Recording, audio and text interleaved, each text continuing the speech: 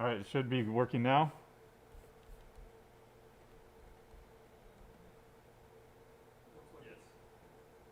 Yeah, it should be going. So I'm getting audio here. We'll go ahead and start then.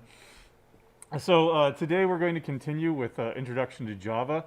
And to motivate the continued coverage of Java, what I wanted to do is I wanted to, in parallel, kind of simulate going through your homework. I'm not going to go through your actual homework, but I'm going to go through a homework from last year or a couple of years ago. I don't remember what it was from. I don't think that that's correct. The date up there is correct. But we're going to simulate what you should be doing right now. Of course, you haven't learned enough Java to do the entire assignment yet, but that's fine because as we set out in the Gantt chart here, you don't have to know everything in order to get started. There's plenty of stuff that you can do. For example, reading and understanding the handout. So let's go ahead and do that now. I'm going to do this with the suffix array exercise here that we did a couple of years ago. So let's read it and understand the problem. So a suffix array is a lexicographically sorted array of all suffixes of a string. Okay? Suffix arrays have many applications in text indexing, data compression, bioinformatics, etc. We're going to write a program that takes a string as a command line argument and prints out its suffix array to the standard output. So for example, if I gave it an input of science, then the suffixes are science because a string is always the suffix of itself. And then you take the tail end part of that. At the very end, the last suffix here is that last E. But of course, there are other suffixes as you go along, where you cut out the first letter, where you cut out the first two letters, where you cut out the first three letters, etc., all the way down until you're down to the last letter. These are all of the suffixes, but they're not in order. All right? So once we sort them in order and print them out, then we should get something that looks like this. CE, CIE, etc., until you get down to the original science. Now that's just alphabetic ordering. Remember, it's lexicographic ordering, where it goes to according to the ASCII text table, where all capitals come before all lower cases. Numbers come before letters, etc. Okay? Let me go ahead and check here on Piazza. Remember, we do have a live Q&A going, so if you have any questions, please let us know on Piazza. If you're using Java, of course, it should work like Java suffix array science. We're going to provide a command line argument here. And then we have to provide some test cases, just like your assignment. So it was a simple enough problem that I read and understood the objective. I'm going to go ahead and mark myself as 100% on that. Now let's go through the second step that we can. Now, take that, multiply it by 3, and some of the exercises are going to be a little bit harder, a little bit more challenging, but that's all right. We're caught up now, at least in this simulation. Now let's set up and outline our programs. So what I'm going to do is I'm just going to create a new project, and it's going to be a Java project. All right, there we go. I'll just call this assignment 1, and Java. Blah, blah, blah, finish that. All right. Remember, as in the demonstration, that if you get this information, don't create the module info.java file, okay? That's something that was introduced in the Java module system. You're not going to need it. You don't want that. It might screw up your code. All right, so what I'm going to do is I'm going to create, and I think that the instructions here were to put it in the default package. Remember that the default package is just right here at the source folder, at the root of your file. So I'm going to go ahead and create a class, and according to the instructions, we had to call it suffix array. Right? In general, Java classes are upper camel cased. So I could call it lowercase s, right? And that would be syntactically correct, but it is discouraged, right? That's not good Java style. So I'm going to go ahead and go with this. And also I'm going to have a main, because if you don't have a main, then it's just a library of methods, right? It is a class that you can use, but it's not a class that you can run. With only classes that have a main, and the main looks like this, public static void main, are actually runnable. Now if I ran this, of course it doesn't do anything, right? Because we haven't written any code yet, but I could do it. Save it, run it, and console over here. Nothing's printed out because it's not doing anything. Of course, if this were a hello world program, I could go ahead and mark that, okay? This is not enough for a setup. We need to document our class. In general, all classes and all non-trivial methods should be documented. So I'm going to document this class using Java doc style comments. And you saw the way that I did that there. It was just I go to the top of it, I go with /**, hit enter, and it automatically generates that nice Java docking style, right? And then I can provide some comments here, or I can provide documentation. This program takes a string as a command line argument and produces and outputs a suffix array to the standard output. Right there. Now, what is a suffix array? Well, maybe there's some literature or something that we can pull out and do a link. So I'm going to go ahead and search for suffix array on Wikipedia. And lo and behold, there is a Wikipedia article about suffix arrays. So if I want to document what a suffix array is, I don't have to write a dissertation here on what it is. All I have to do is provide a link, right? For more information, see. And then what I'm going to do is go in href equals blah, blah, blah, Wikipedia, or Wikipedia, whichever your pronunciation is. What did I just do there? I integrated HTML. Why do we use doc-style comments? Because if you hover over this class, you can see, oh, wow, doc-style comments can be automatically reformatted to generate documentation. This is why you should be using this kind of stuff. And if this just turns into a link, and in fact, if I click this link inside of Eclipse, I will get the Wikipedia article here because it has a built-in browser. Right? All right.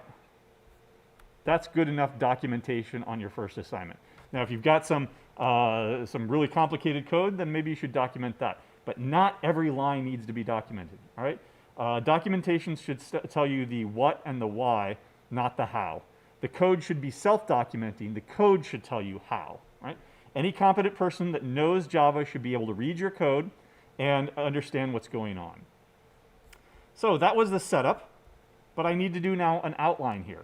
Right? Again, I haven't even begun to solve the problem. Right? I should go and whiteboard something or something like that to understand really what's going on. Write out another word and then write out all the suffixes, and then how would you end up sorting that? Right? That gives you a process for the algorithm that you're eventually going to have to write. So let me go ahead and outline the program now in comments. 1, read the command line argument as a string. Right? Remember to do error handling. Right? Okay. Meaning that if they don't give us a command line argument, we should quit on them, right? If they don't give us science, then there's nothing that we can do and we should quit. Okay? 2, create a collection, maybe an array or something else, of suffixes. Okay? 3, sort the collection. 4, output the collection. Right? So some very, very clear steps on outlining this program, even though I haven't written a single line of Java code. There's Java code in here, but that was all generated by the IDE. All right? But now I've at least outlined my program, and I can go ahead and mark that down. Right? I've made some progress. I'm not starting the night before understanding the problem. I've at least walked through a little bit of the problem. We could also design our own test cases, which gives us a way of walking through the problem to understand exactly what the problem looks like. Right? So we've already been given one test case. It'd be kind of cheating if we took that one. Right? So let's go ahead and do another test case. And for that, I'm just going to go ahead and create a folder here. Of course, I could do this on a piece of paper, or I could do this on a whiteboard. Those are ephemeral, right? You'll lose the paper. Somebody will come along and erase the whiteboard. So let's go ahead and create a data folder here. And in this data folder, I'll go ahead and put in 2 files, input 001.txt, and in that I'll give me a word. Hippopotamus. Hippopotamus. No, I don't know how to, there is a spell checker here. Okay, well, it's not giving me, no, I don't want, computer, give me an easy one. I don't know how to spell that, right? So let's go ahead and go with new file, And let's identify our output.txt, right? And of course, these are something that you're going to hand in when you actually do your assignments. Now, note here that I haven't written a single damn line of code at all, right? I am understanding the problem by designing my test cases first. This goes into a concept called test-driven development, where generally you create your test cases, your unit tests, whatever first before you go on and create anything else, so that you're understanding the problem. So that up front you have something to test with to understand if to know whether or not your program is correct or not. Right? If you design your test cases ex post facto after the fact, how do you, you're just taking the output of your program and saying, yeah, that looks good, right? That's not a test case. All right, remember our input here is computer. So let's go ahead and start, and this is me whiteboarding up here. What are all the suffixes of computer? Well, remember, computer itself is a suffix. Then if I just take the last, however many letters are there, 7 letters there, in other words, take out the first letter, then that's a suffix. If I do that again and take out one more letter, if I take out another letter, another letter, another letter, another letter, and then finally the last letter there, right? So even doing this kind of gives you a hint about how you would go about creating a suffix array. Some sort of a loop, right? For starting at the first one, take a substring starting at there, and then move an index and take a substring starting there, take a string and move take it there until you're all the way down to the end of the string. Again, we don't know how to do this in Java yet. I'm sure that in programming language that you're familiar with, you could do this. In fact, it would be a good exercise to do that and then translate everything over to Java. The last step here, of course, would be sorting this in lexicographic order. C comes first, E comes next, right? L, O, M, O, P, R, S, T, so R up here, S, T, U, so this one down here. That's our expected output. Agreed? All right, good. We have something to test with now. And look, I am caught up.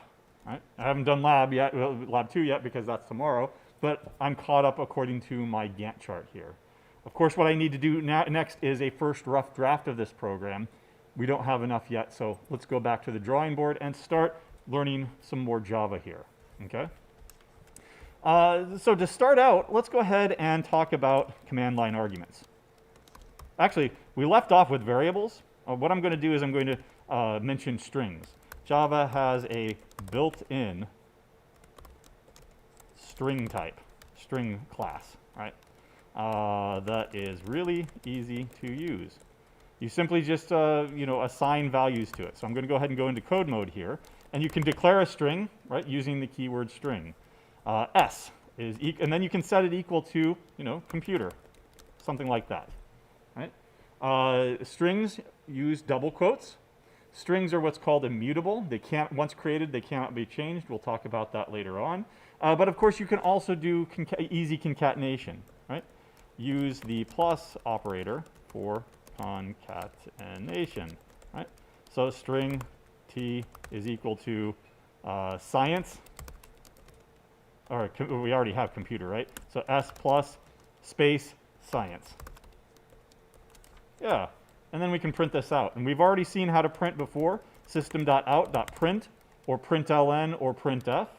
And I'll just go ahead and print out T here, okay? And let me go ahead and create a runnable class over here for demonstration code. Default package, new class, oops, that's not what I wanted, sorry. New class with a main, because I'm actually going to want to run this stuff. I'll just call it demo. There's nothing to document here because I'm going to be racing this stuff as we go along. But I do need a main to show you how it's going to work. Right? Now this is going to end up printing computer space science to the standard output. Right? Questions so far? Otherwise, we'll get into strings a little bit more deeply later on here. Right? All right. Let's go back up here. Let's talk about command line arguments then. So command line arguments. Right? So like most languages, you can pass command line arguments, or CLAs, to a program when you start it. Right? For Java, these are available in the main methods Args Array. We haven't covered arrays yet, but we can easily show you what it looks like, right? That Args Array is right here, right? And it's an array of strings. You know that it's an array of strings because of the square brackets there, right? Can we treat a string as a character array in Java? Yes and no. Before we talk about the arguments here, let me show you what I mean. So if you want the ith character, you can do t.char at, right? If you want to get a character, it's 0 indexed, but you can't treat it like something like this. Like if you're coming from a C background, you can't do something like this. I want the first character, right? Char C is equal to t sub 0. That's not going to work because it's not an array. It's a string. It's a class. To do that, I would have to say t.char at 0. And then I can print that out. System.out.println C. And of course, the first character in this is going to be a lowercase c, all coincidence. Let's go ahead and get the 6th character, which would be at index 0 because of 0 indexing. That's going to be a T, 0, 1, 2, 3, 4, 5. Right? That works. What if I want the 50th character? What do you think is going to happen? That's way out of bounds, right? This is not a length 50 string. When I do that, I get a string index out of range 50. Right? These are something called exceptions. Exceptions are how Java does error handling, how modern programming languages do error handling. We don't have that in, say, C. C, you do defensive programming and return error codes. So we're going to have to cover that later on. All right? Good question. All right. All right, so back to the arguments here. I can access the first argument at args sub 0, just like the first character is at index 0. This is the first argument, string A, I'll call it. Right? String B is equal to args of 1. Right? And then I can print these things out if you really want to. System.out.print A and B. What do you think is going to happen when I do this, though? I got an index 0 out of bounds.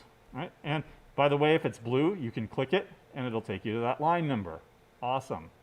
If you want to go back to where, like if it takes you to a completely different file or something like that, you've got these arrows up here. You can go back to where you previously were. Right? This is basic IDE kind of stuff. So why did it give us an error on this line, line 12? I didn't provide any command line arguments because I didn't type out a.out, a, b, c, 1, 2, 3, or something like that. So in order to provide command line arguments in this environment, I have to go up to run configurations, just like you did in, I think, the first lab, and provide some arguments here, 10, 20, and 30. Right? And I'll apply that, run it, and you'll see that 10 and 20 are the first two arguments. Of course, I don't have code here to go to the third argument. One difference with this and C is that the first command line argument is not the executable file name. In other words, this is an executable class called demo, but that's not the first argument. The first argument is what I provided, 10. Why? I wrote the damn class. I know what it's called, right? It doesn't need to provide that as command line argument. When you compile a C program, you could compile it into an executable called a.out. You could compile it into an executable program called b.out. You could compile it into a program called myawesomeprogram.exe, right? And the code itself doesn't know anything about that.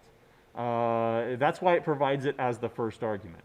But here in Java, you know what the class is called. We don't need to provide that for you. So the arguments start immediately at 0. Well, what if I expect? What if I only expect 2? I gave it 3. How can I do some basic error handling here? If. Now we've got a conditional, right? But that should be completely recognizable to you coming from a C, C#, C++, Java. Even a Python background has if statements, right? It's just a little bit slightly different syntax. Ooh. I'm glad I saw that. Nobody plugged me in. Otherwise, we'd be dead in about 2 seconds here. There we go. All right, now we're back on track. So In C, of course, you would have another argument, argc. You notice here, in C it would be argv, argc, C standing for count. There is no argc here. Instead, unlike C, the length or the size of an array is built into the array itself.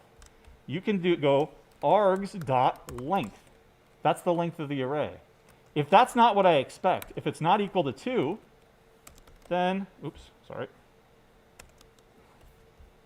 Cancel that. All right. There we go. If that's not equal to 2, then I can give you an error message. Now, I could just do system.out.println, I expected 2 args, do whatever. All right. Now, that's the standard output.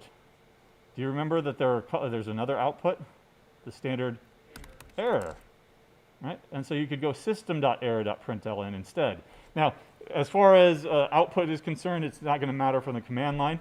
But when I run this and I provide 3 command line arguments, but I expect 2, you see that it gets highlighted in red, just like our exceptions, because the exceptions are printing to the standard error output, and they're getting nicely marked up in red over here.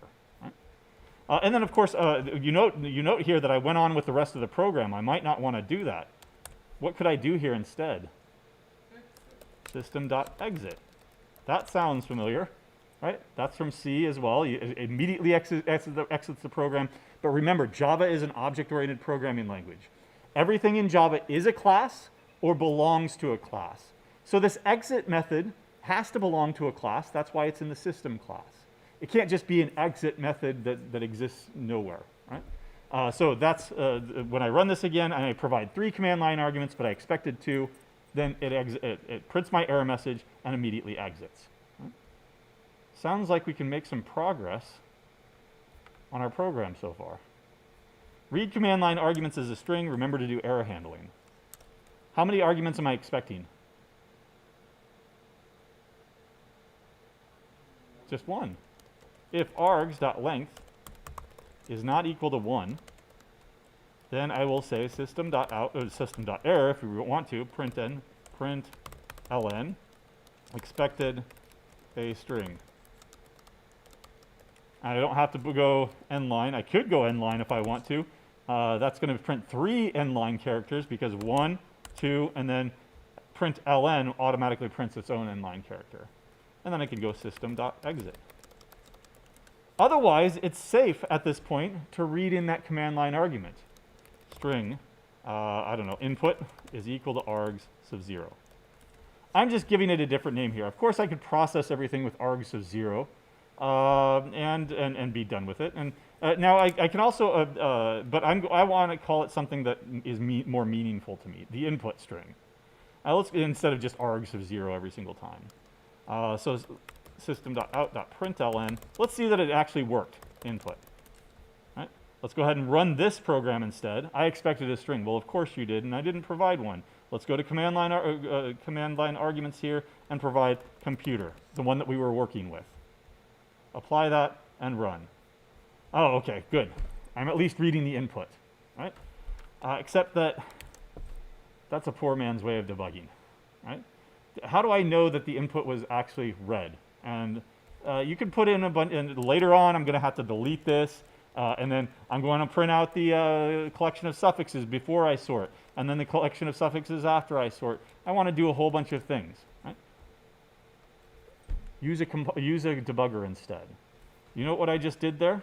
There's now a blue dot. That is a breakpoint. Up here is a little bug next to the play button. If I hit this debug, it'll ask me, do you want to go, probably it'll ask you, do you want to go into debug mode? I said, yes, set that to meet my default. And so that's what it's been doing. That's what it just did right there. Now, it ran up to this breakpoint. Remember when you're using GDB, you set a breakpoint at a certain line number? That's what I just did, but I just did it graphically by doing a double click over here. You can set a breakpoint at any line that you want. You can clear a breakpoint by double clicking them again. And there are a couple of other different types of conditional breakpoints over here that you can do, and exceptional breakpoints that we might talk about later. But otherwise, over here, I see my variables. As far as args go, I can expand that out, and the first one is computer. Right? And in fact, I can, if I highlight it, it prints it out down here. Note that the program is still running, as I've got a stop button down here. If I hit stop, of course, it'll terminate the program. But otherwise, now I can step through the program. Let's, where are they? Oh, over here. I can step over the next line, or I can step into that function. Right? If it's a complicated function that I just want to execute that function, or if it's a library function, then I obviously don't want to go into library code because I don't want to debug the Java library. So I would, if you're debugging your own method or something like that, you could step into that. There's nothing to step into here, so let's just step over. And you see magically over here, an input variable has now appeared in scope because that's where I declared it, and it has the value computer. I didn't need to put this line in here at all, right, if I'm using a proper debugger. So let's go ahead and stop all of this now. Let's go back to our Java perspective over here, or Java or Java EE perspective, doesn't really matter. And I don't need to do stuff like this anymore, right? Now, when I see your stuff handed in, we don't want those kinds of comments. That's a terrible comment. Commenting every single line, again, it's overdoing it, right? So I'll go ahead and get rid of that, but I know that I've gotten at least up to this point. How do I create a collection of suffixes? Again, we need to learn a little bit more Java in order to continue. So to review, for Java, they're available in the Args Array. Where's the first one? The first one is at args sub 0, right? The number of them is args.length, right? Instead of argv or argc and say c, okay? What else did we see, right? You should be doing basic error handling. What if you wanted to convert it? Everything in every argument is passed as a string. So what if I don't expect strings? What if I expect that 10, 20, 30 that I was demoing before? That 10, 20, 30 that I was demoing, let's go ahead and change it to 2 arguments. Arguments, 20, apply that, run that, right? Those are not numbers, those are strings. How do I convert a number to a string? So let's do that here. Convert a to an integer. So I need an integer first. I need to call it something else. It's no longer a, x, equals integer.parseInt. And I provided a string. I could hard code the string, 123. Right? If that's a string, then it'll parse that as 123 and it'll give me the value 123. If I say hello, what do you think is going to happen here? Is that a number that makes sense to you? Hello, is that a number? Nope. So what's going to happen? For input string hello, it was a number format exception. Okay? So again, these exceptions, what are they? We need to talk about that later. But if I converted 123, you can see that it works, 123. But instead of hard coding that string, what I want is argv sub 0. Well, what if it's a double? Convert to a double. Well, double y is equal to double.parse, and what's your guess? You can guess by looking at it right here. In fact, wow, cool, what is that thing? It's an auto-suggest, right? If you just partially type something and you want it to finish it out for you, hit tab and hit enter, and then it'll give it to you. Args sub 1, and then system.out.println y. Oops, what was I thinking there? Argv, I'm thinking z, right? So get out of that mindset. There we go, and it's 20.0. Of course, if I change it to 20.5, then it would be 20.5. I wonder what would happen if I changed them to both fractions.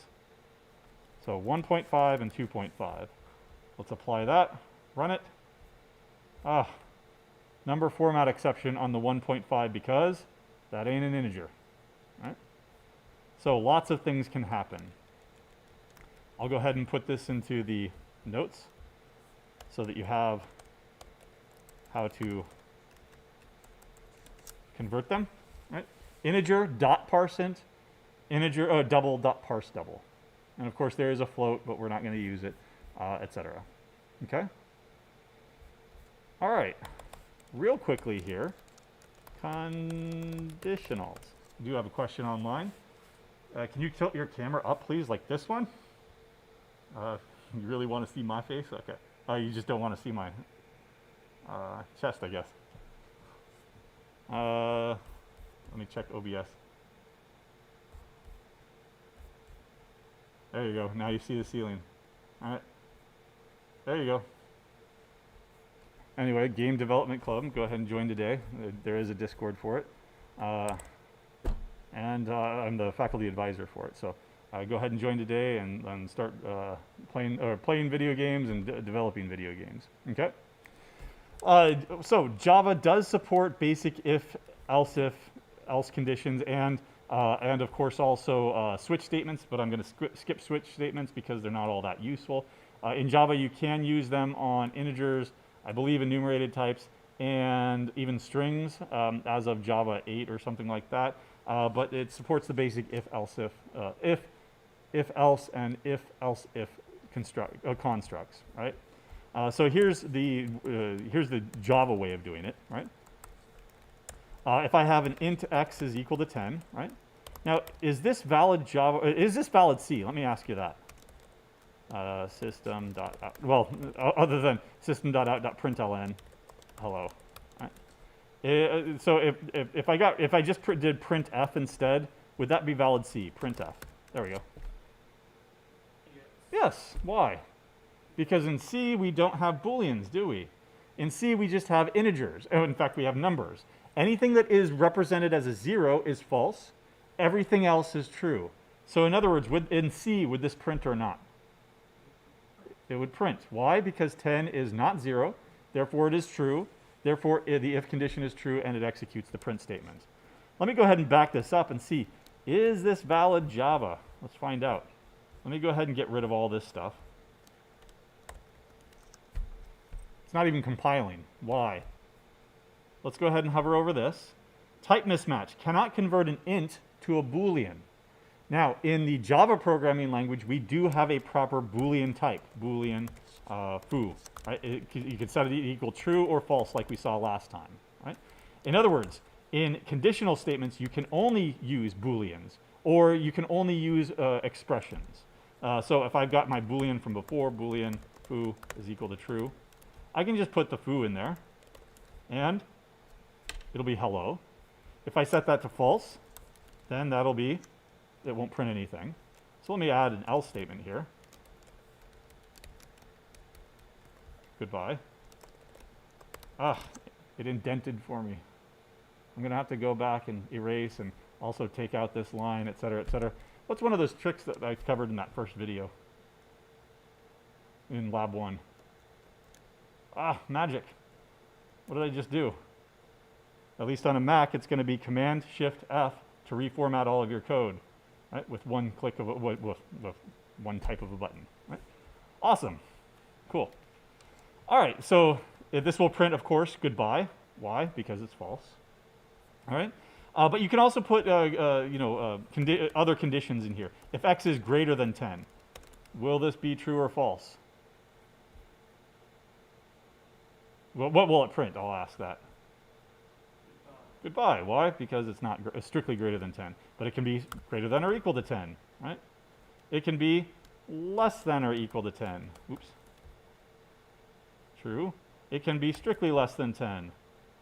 It can be exactly equal to 10, in which case it's true. Hello. It can be not equal to 10. Right? Int y is equal to 20. Or y is equal to 20. Will this print hello or goodbye? Hello. Why? Because the second one is true now. First one is false.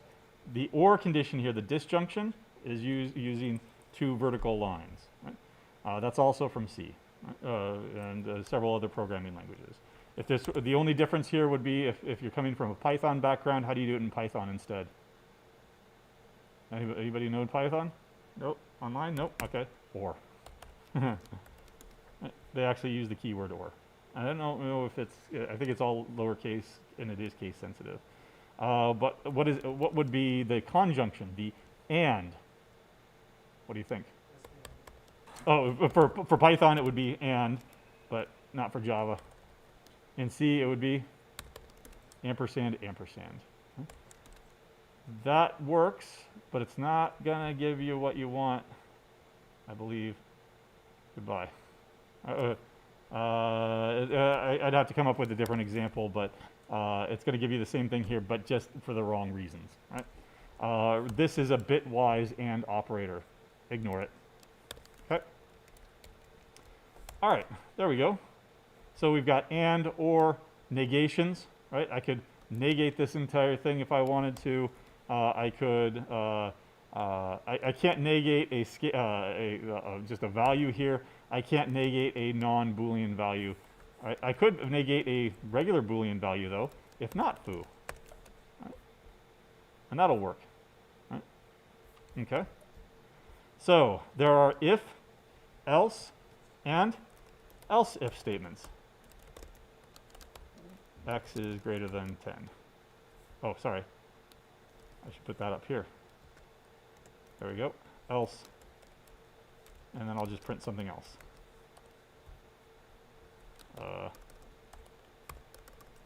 All right, so what's this going to print? Walk me through this. Foo is false, so therefore not foo is true. So it'll print hello. Right. What if foo were false? Or sorry, true. Now, not true is false, so it goes to else if, and then it checks this condition. Right? It's not an exclusive or anymore because it's not necessarily based on this one Boolean value. So is this true or false? We already established that it's false, so what'll it print? The last one, right? If this were greater than or equal to 10, then it would print goodbye. Because the first one, again, fall through. The first one that it evaluates to true is the one that gets executed. Okay? So there is your basic conditionals. And again, you, let me go ahead and just replace all that. There we go. And again, there are switch statements, but I won't get into it. Really easy. Loops. And Java has for loops. And while loops. And enhanced for loops. What the heck are those? That's something that we'll talk about when we start covering arrays, which will be at the end of the day here. Right? But let's start talking about loops first of all. Excuse me. All right, so got another question online. You mentioned bit operators. Do all bit operators work the same as they do in C? Yes, right? There are some that are not there, I think. The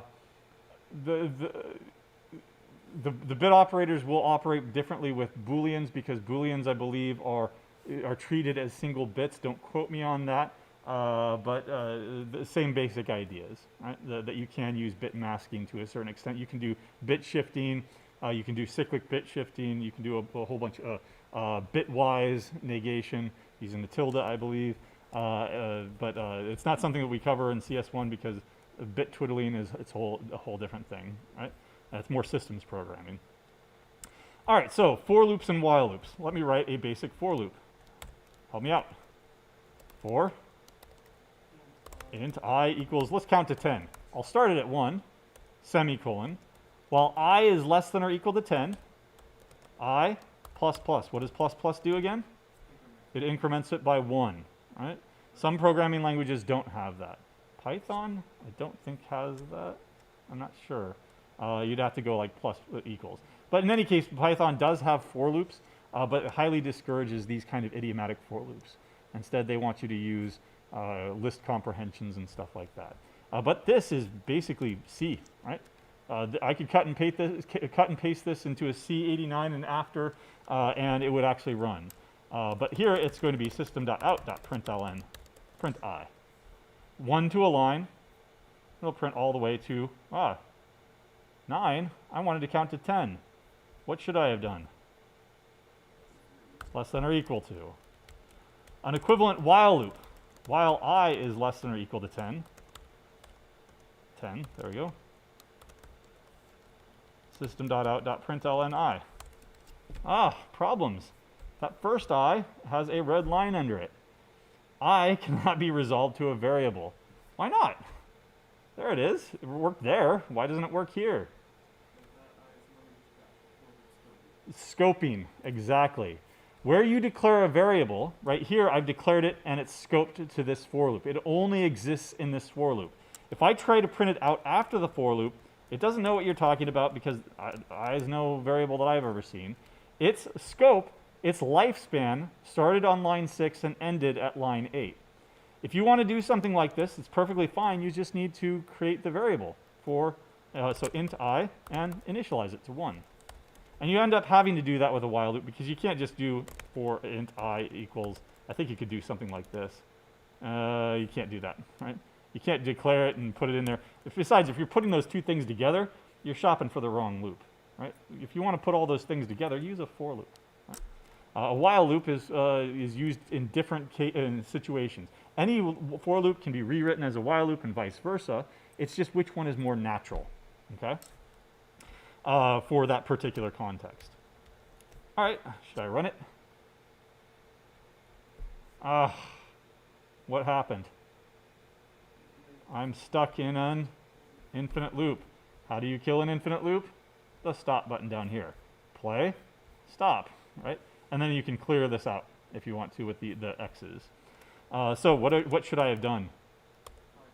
I++. Should I have done it there or there? Let's try this out. It went from, that's the first one, so it went from 2 to 11. Why? Initialized it to 1. Before I printed it out, I incremented it. I should have incremented it afterwards, right, at the end of the loop. That's what a for loop does. The for loop increments it at the end of the loop. A while loop, you have a little bit more freedom. You can put it at the beginning and get different behavior. You can put it at the end. You can put it both. You can put it as many times as you want, right? That's weird. What is that going to print now? Let's get rid of that so that we don't lose this force for 2 and then 7. Why? Okay, let's walk through it. 1, it increments to 2, gets printed. So that's why we got that first 2. Increment 3, 4, 5, 6. It is still less than or equal to 10. I've run out of fingers, by the way. 6, and then 7, and then it gets printed. And 8, 9, 10, 11. So when I jump out of this for loop, what value will be there? 11. Right. Obviously, that's weird. Don't do that. Oh, that's cool. How did I get rid of an entire block of code temporarily and restore it? Mac, it's going to be command / highlight what you need, command / for Windows users. Help me out. What's it going to be? Alt or Alt? Control? Okay, control / All right, there's your basic loops.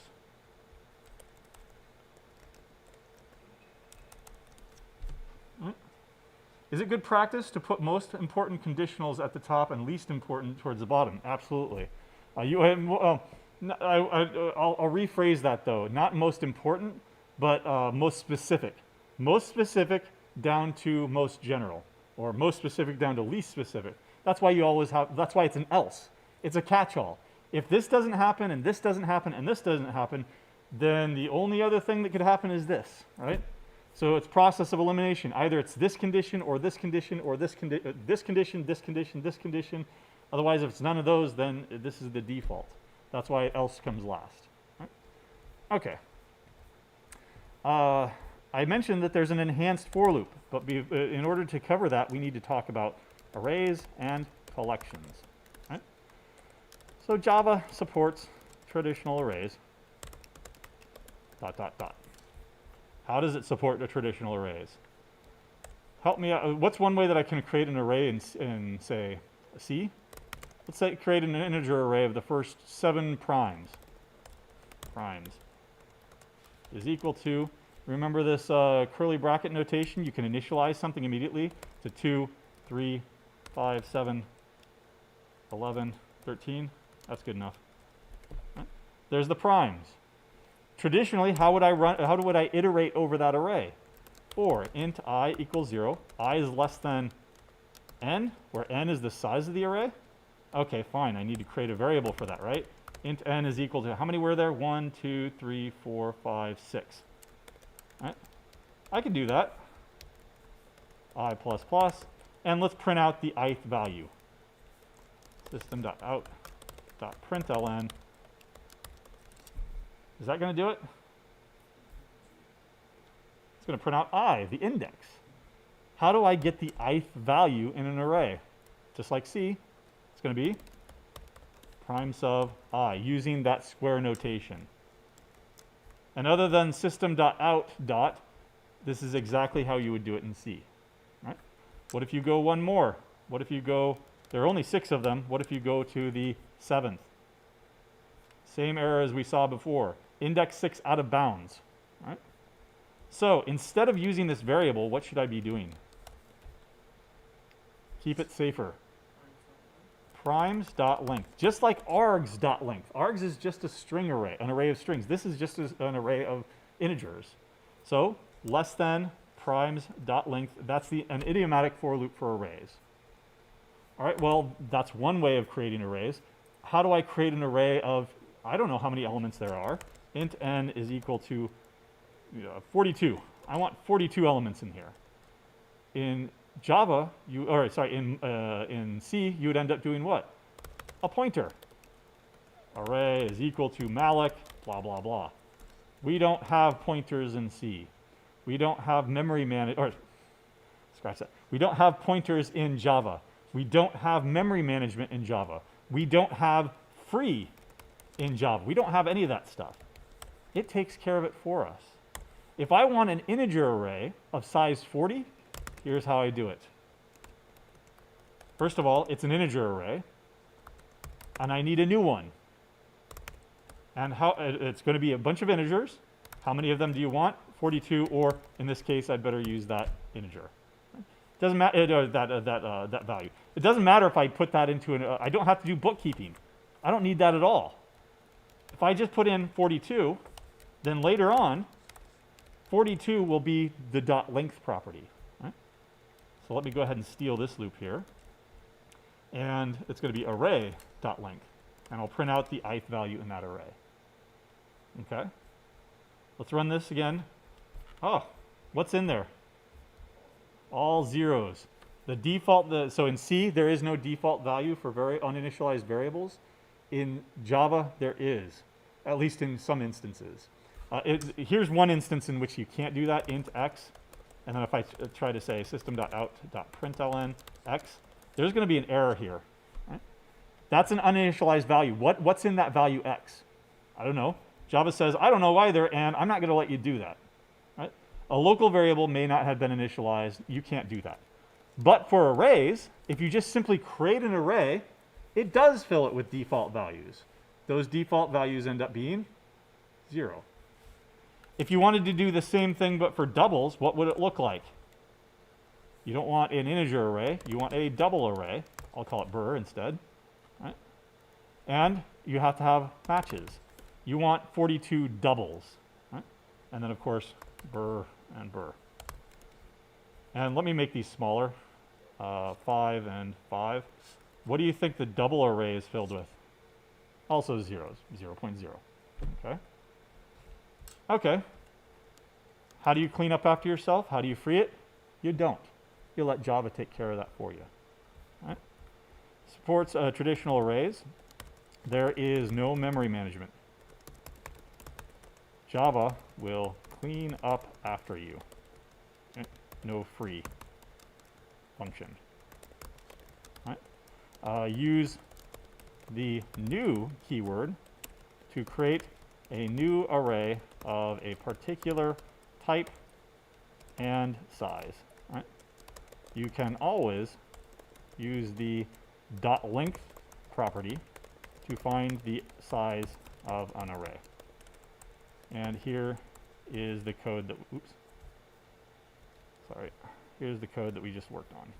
Okay? All right. Questions on arrays? Here's my last comment on it. Don't use them. They suck. right? Why do they suck? Because once you create them, once they're it's of length 42, that's all they'll ever be, right?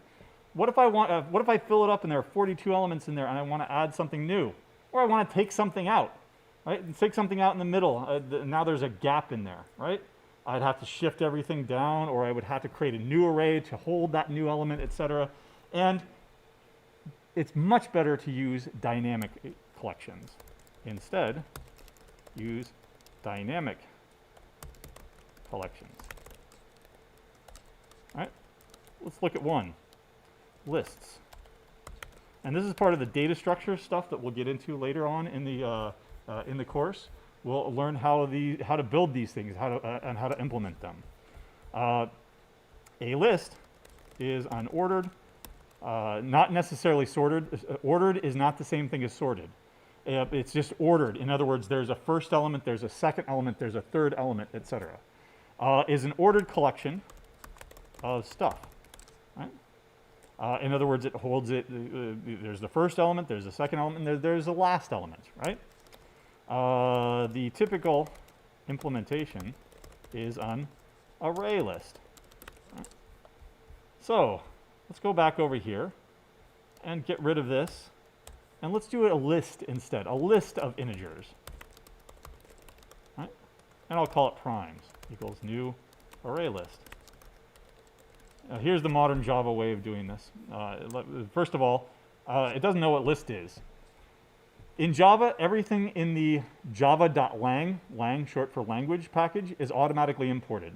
So for example, I can do something like this.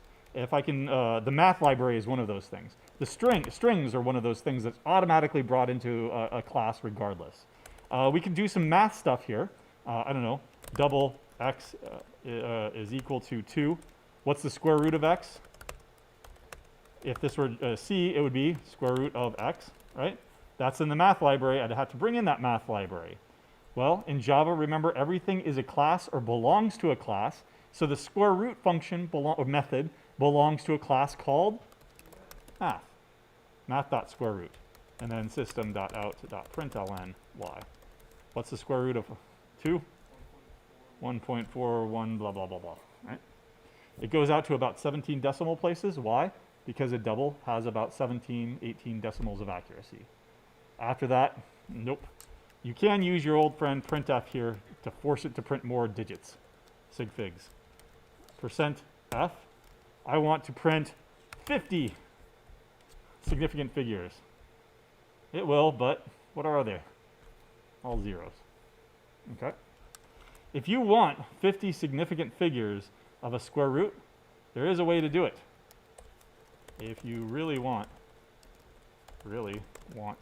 to do this, use big decimal or big integer. Right? These are called arbitrary precision numbers. You're probably not going to want to use them in this class. But if you want to support being able to add a 1,000-digit number to another 2,000-digit number, all you need to do is use a big integer. Right? They are arbitrarily big. Right? And I'll just put those both in the comments there. Okay. All right.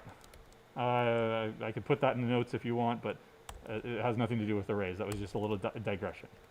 Okay. So primes. Those are not part of the standard Java library.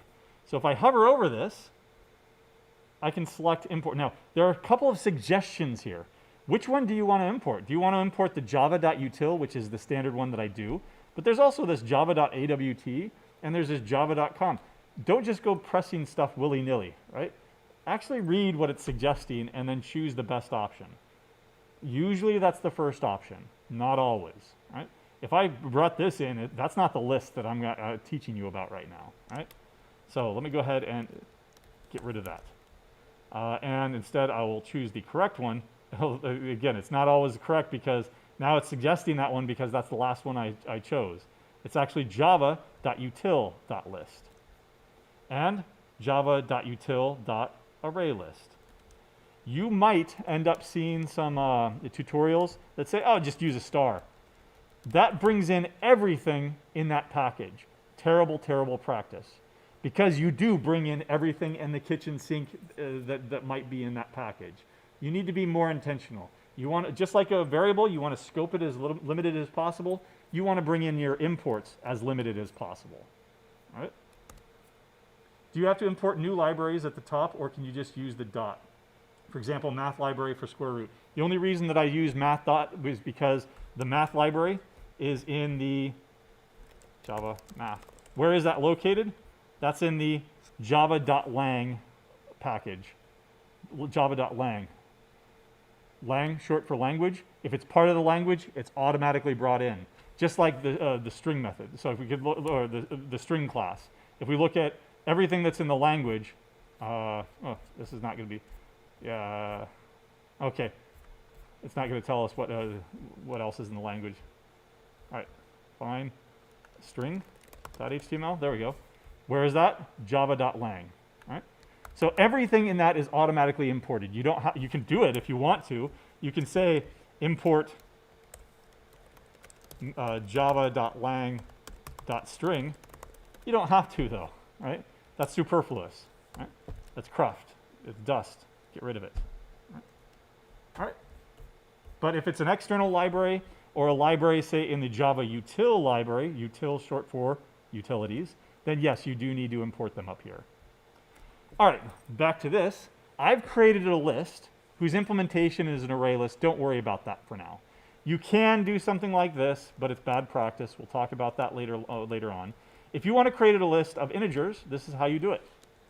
If you want to create a list of doubles, how do you think you do it? Prices. And it's an array list. Right? If you want to create a list of strings, how do you think you do it? String names. This langle wrangle and the type that I put inside of it is called a parameterization. This list is only good for primes, or for integers. Primes dot, how can I add things to this list? Well, if it were an array, I would do something like this. The first one is equal to 2, the first prime. You can't do that. That's not an array. It's a list. So how do I add things to it? I call methods on it. Primes.add 2. Primes.add 3. Primes.add 5. Right? And all it's doing is adding things to the end. I can print it out. System.out.println primes. There we go. 2, 3, 5. It can grow arbitrarily large. You can take things out if you really want to. Primes.add. You know what? Let me go ahead and give me something that's not prime. 1's not technically a prime. Not technically. When I print this out, of course, it's 1, 2, 3, 5. Oops, I made a mistake. I want to remove that first one.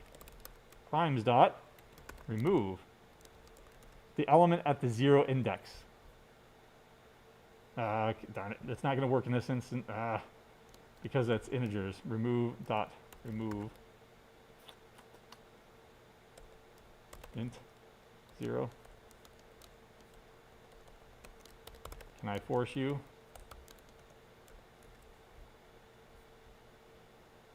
No, I can't force you to do it. Darn you. All right. So it's interpreting that 0 as, you want to remove 0. It's not interpreting it as, no, you want to remove the element at the 0th index.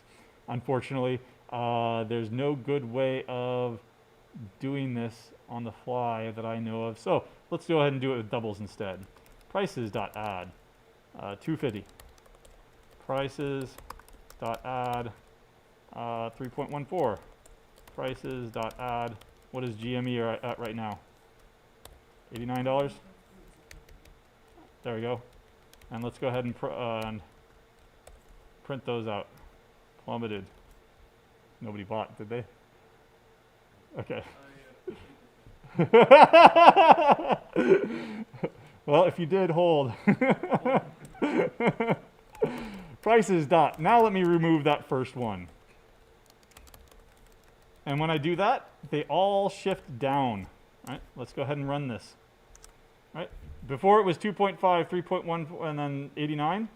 I removed the 0th one. What if I remove the second one at index 1? So it's still 0 indexing, right? And now it removes 3.14. What if I remove the 11th one? What do you think? Index out of bounds, right? Length. There is no dot length property here, right? To get the length or size of a collection, use size. System.out.println. There are plus prices.size plus elements in prices. How many elements are in there? Did I get? Oh, let me go ahead and get rid of this. I'll just comment it out so that it doesn't run. There we go. There are 3 elements in prices. Prices.size. That suggests I can iterate over them, right? A traditional for loop. For int I equals 0, I is less than prices.size, I plus plus. And then system.out.println. I want prices, the ith one. Can I treat it like a? Can I treat it like a an array? Nope. How do I get the ith element? Kind of like a preview of what we did before. Char at dot get the ith element. Right. And now it'll print out 2.5, 3.14, 89. Right. If you look up the documentation on lists, you'll see that there are dozens. Let's talk about list. There are dozens and dozens of other methods that you can invoke on it. Right. You can ask whether or not it contains a particular element. You can add an entire other collection to it all at once, a batch add. You can clear it out. You can remove all the elements all at once. You can iterate over them, remove elements. You can do a sublist, right? You can convert it to an array. You can convert an array to a collection, right? So you can do a lot of stuff. All you have to do is RTM, read the manual, right? And the manual in this case is simply Oracle's documentation, right? docs.oracle.com. Right, just Google it and those will come up usually, okay? That sucks though. I don't like traditional for loops. Remember we had another type of for loop. What did I call it before? An enhanced for loop, right? You can also use an enhanced for loop. Here's the syntax. An enhanced for loop is nothing more than a for each loop. Java thought, I think that their thinking was, let's call it something else so that we can patent it or copyright it or something like that and protect it. It's prior art. There are plenty of languages that have had for each loops before. However, there is no for each keyword. Some languages do allow you to use the for each keyword. Here we still use for. For each double price, called price in the collection prices, system.out.println. Now I don't get the ith one. This variable right here is updated every single iteration of this loop. Again, the way that you read this is for each, even though it's not the for each keyword, for each element that is a double and called price in the collection prices. And note that this is a colon, right? Price. And this will have the same behavior as up here. This variable, this local variable, is updated each and every single time. Instead of, invoking prices.getI, it gets updated automatically. And we can use something like this. So we can use a nice little clever enhanced for loop or for each loop, if you want to call it that. What if we have to print a specific element from the list? Then all you have to do is get the ith element. If you want the 5th element, then that would be at index 6. Right? Do we use double quotes when add remove strings? Yes, you would. Right? So I haven't been doing it with names up here, but we can, once I've created it, I can go names.add Alice, right? Names.add Bob. Or I could put it into a variable, string name equals Chris. And I'll add names.add my name. Right? System.out.println names. Right? So you can store it off into a variable and put that variable into that collection, and it'll work just the same as well. Right? Alice, Bob, and Chris. Right? Now I put those in order. I don't have to put them in order. If I put Bob first, of course Bob is going to be in that list first. Don't mistake that as being sorted. How do I sort? We'll talk about that later. Okay? Let's go ahead and reformat this stuff. All right, that's for lists. Let me go ahead and grab all this stuff and put it in the notes for you.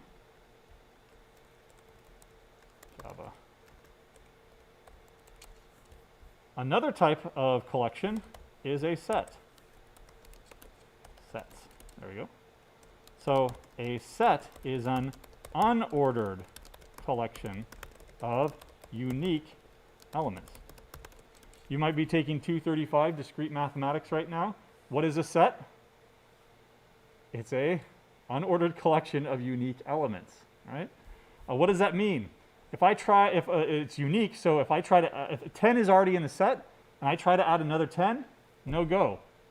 There's already a 10 in there, right? It's not going to be an error. It's just you can't add duplicates. There's no duplicates, basically. That's what that second means, no duplicates, right? And it is unordered. Means ordered. No, there's no ordering, right? There is no first element, second, etc. Okay, fine. How does that work? Let's go ahead and just pay attention here to the names instead. Let me get rid of all this. Simplify it. So how do I do this? Set, and the usual implementation is what's called a hash set. Okay? I'm going to have to import those. Be very intentional about it. Everything is in the Java utils class. You will get you will get warnings up here that you imported this but you didn't use it. It is best practice to get rid of those. Or you can just go over here to the warning and let it fix it for you. Let it fix it for you. Quick fix is to simply remove unused import, reorganize them, etc., etc. Right? I'll go ahead and remove them. Of course, you can leave them there until it's the final version, but make sure that you're taking out any unused imports. Otherwise, you're going to get warnings when it compiles. Do you post your lecture notes anywhere? Yes. Check out Piazza because the ones from Thursday were posted, and these, of course, will be pushed later today. Right? They're all in the same GitHub repo as the rest of the course. All right. System.out.println names. All right. Bob, Alice, Chris. That's the order that I put them in, but that's not necessarily the same. Let's go ahead and try to put Bob in there twice. If this were a list, it would then be Bob, Alice, Chris, Bob again. 2 Bobs. But no go. Unique elements only. I could try to add Bob 50 times, and there's only going to be one instance of Bob in that set. Because it's a set now, it's no longer a list. Okay, what if I wanted to names dot remove the first element? Oh, really? All right, so warning here. Okay. Let's see. Here, I'll demonstrate this a little bit better. What if I wanted the first element? There's something else going on there that I don't want to get into right now. System dot the first one is equal to names dot get the first element. Can I do that? Remember, a set is an unordered collection. There is no first element. There is no last element, right? So I can't use a simple get. I can add all I want. It doesn't mean that necessarily it's going to add to the end. It's just going to put it where it wants to. And when I print it out, I just got lucky that it was the same order here. That's not necessarily always the case. I can't get the first element because there is no first element. So what if I wanted to process this set? What is my only option now? I can't use a for loop anymore. I have to use an enhanced for loop. For each name in the collection names, system.out.println that name. Right? And to drive home the point that this is a different name, I can't use it because I've already used the variable name up here. So I have to name it n or something like that. There. Or better yet, s. N always tells me that's an integer, right? Because that's what's usually used. So I would just use S. Why? Because it's a string, right? There you go. Bob, Alice, Chris. It matches this one, but that's just a coincidence because it's using the same iterator here. Okay? All right. Only 5 minutes left. So we're going to have to pick it up next time. But before I do, I want to show you the best one yet. Get rid of all of this. This one blows them all away. It's called a map. Right? And I can map any element to any other element. An array is kind of like in a map, right? If you have an array, the first element is at index 0. If I want an array of names, Alice, Bob, Chris, that's at index 0, 1, 2. 0 maps to Alice. 1 maps to Bob. 2 maps to Chris. You can take that to the next level and map anything to anything. So for example, if I wanted to map a string to a string, right? Nicknames equals new hash set. Oh, it's not hash set, sorry, hash map. Okay? I'm going to have to import these really quick here. I'm just going to give you a preview, and we'll pick it up next time. Nicknames. Now, I can map Christopher, my full name, to my shortened name, Chris. Right? Oops, sorry. The element, the method that I want is put. I want to put this into the map. Christopher will map to Chris. Give me another name. Thomas maps to Tom or Tommy, whatever you want. Let's see what that looks like. And then we'll discuss how to use these maps next time. Thomas maps to Tommy. Christopher maps to Chris. Right? This basically frees you of the bonds of crappy arrays. Arrays are very limited. Everything has to be contiguous. They have one set size after you create them. They can only map 0 through size minus 1 because of indexes integers to whatever your array is. This allows you to do anything. I can map strings to strings. I can map integers to strings. I can map strings to integers. I can do whatever I want with a map. And it is super, super useful. Again, one of the mantras of this course, one of the themes of this course is that smart data structures and dumb code are a lot better than the other way around. This is a smart data structure. Start using it. Okay? All right. I will see you on Thursday then.